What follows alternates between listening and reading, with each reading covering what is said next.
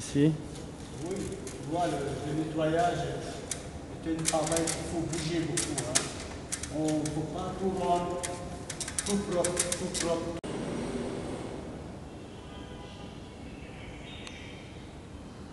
Donc le nettoyage, il faut bouger beaucoup. C'est un travail qu'il faut bouger. Bouger, monter, descendre, tu vois, comme je monte, je descends. Je monte tout le temps et je descends. Tu vois, donc, avant ce travail de nettoyage, dès que j'ai abandonné l'école, un peu avant le bac, j'ai dû chercher du travail et je n'en trouvais pas ici à Dakar. Parce que je suis quand même de Dakar. Mais j'avais réussi quand même à apprendre comment faire un film, l'image et le son, l'audiovisuel, tu vois. Donc ça aussi, ça n'a pas été facile de faire quelque chose à ce temps-là. C'est alors que j'ai décidé d'aller ailleurs, chercher ma vie, essayer de gagner un peu ma vie, essayer de vivre un peu mieux. Donc je suis parti en Afrique centrale pour un peu gagner ma vie. Mais j'adore bien l'Afrique centrale quand même parce que c'était un monde qui n'était pas comme le mien. Et facilement je réussissais à trouver des activités de travail qui me faisaient gagner un peu d'argent quand même. Et j'en étais content. Le trajet était difficile? Oui, le trajet était long, trop long parce que c'était en voiture. Parce que j'ai fait Dakar, Conakry d'abord, Conakry, je suis un peu retourné au village, hein, parce qu'il fallait que aussi, dans chaque point de ville en Afrique, il fallait que je trouve des connaissances quand même. Il ne fallait pas, je ne pouvais pas voyager comme ça dans le but sans trouver des connaissances.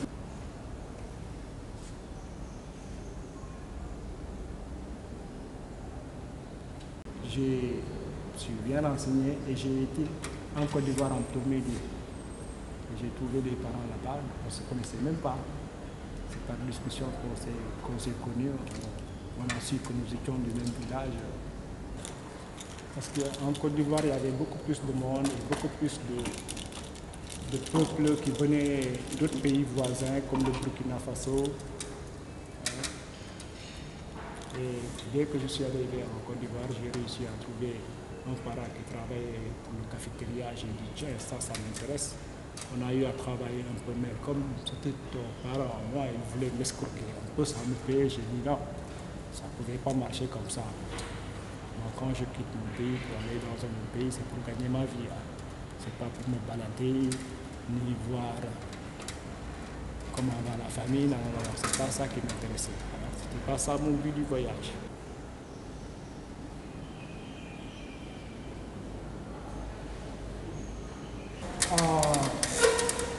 En l'an 2000, des troubles politiques en Côte d'Ivoire, des guerres civiles, tu vois. Mais ces guerres civiles n'arrangeaient rien du tout parce que moi j'aime la paix, j'adore la paix.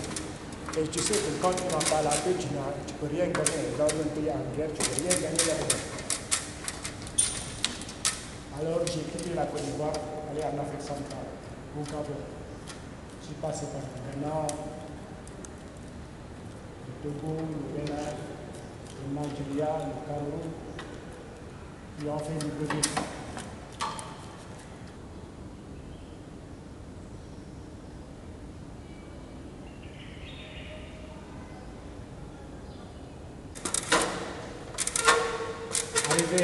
Quand je suis arrivé au Gabon, à Libreville, j'ai travaillé le même travail que je faisais en Côte d'Ivoire.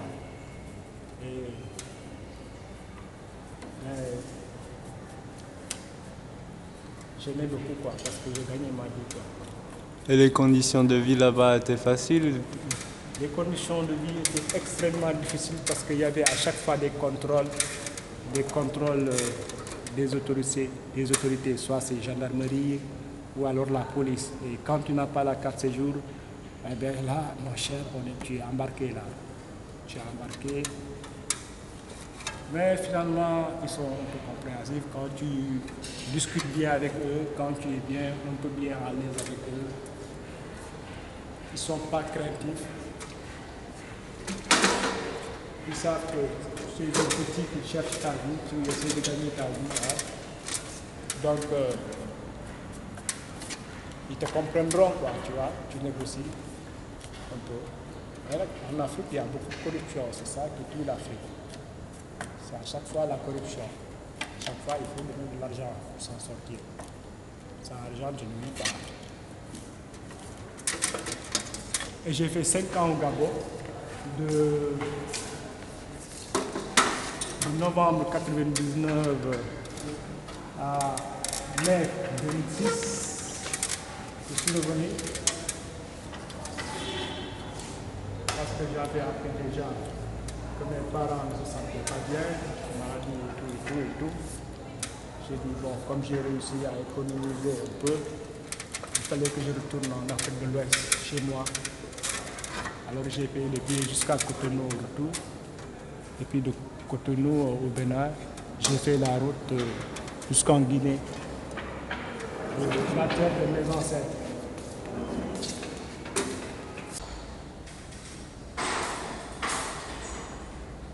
Ça a été facile aussi à Dakar, parce que déjà j'avais des difficultés pour trouver du travail. Mais maintenant, celui-là, ça a été pas facile du tout. Donc j'ai voulu aussitôt retourner, mais comme j'avais déjà mes papiers qui sont expirés, il fallait que je refasse un peu mes papiers pour partir. Entre-temps, j'ai dû trouver du travail comme ça, le nettoyage. Et je travaille en même temps. Je travaille. Mais on n'est pas payé, tu vois. Tu travailles. Au début, je travaillais, mais à la fin du mois, tu n'arrivais pas à obtenir ton argent. Tu vois, tu étais là obligé de courir toujours derrière le patron pour te payer.